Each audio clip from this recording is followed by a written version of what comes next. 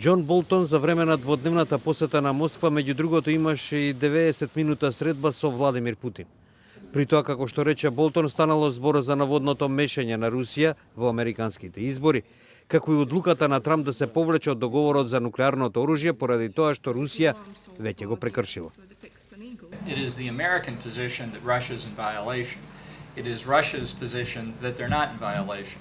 So one has to ask, how do you convince the Russians to come back into compliance with obligations they don't think they're violating? Болтон оцени дека станува збор за билатерален договор од студената војна во сегашниот мултиполарен свет, бидејќи не ги покрива активностите на земјите како Кина или Северна Кореја. So there's a new strategic reality out there. This was a Cold War bilateral ballistic missile related treaty in a multipolar ballistic missile world.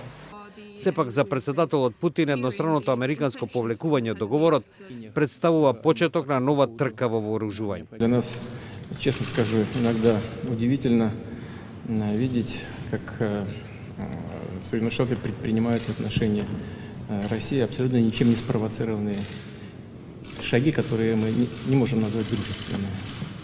Болтон на оваа средба изјави дека Трамп сака да се сретне со Путин за време на нивниот престој во Париз на 11 ноември на комеморациите по повод завршувањето на Првата светска војна. Односите меѓу Вашингтон и Москва се под голем притисок по обвинувањата дека Русија се мешала во американските председателски избори. What the meddling did create was distrust and animosity within the United States, and particularly made it almost impossible for 2 years for the United States and Russia to make progress diplomatically. So that's a huge loss to both countries, but particularly to Russia. Болтон додаде дека тоа е лекција за Москва да не се меша во американските избори.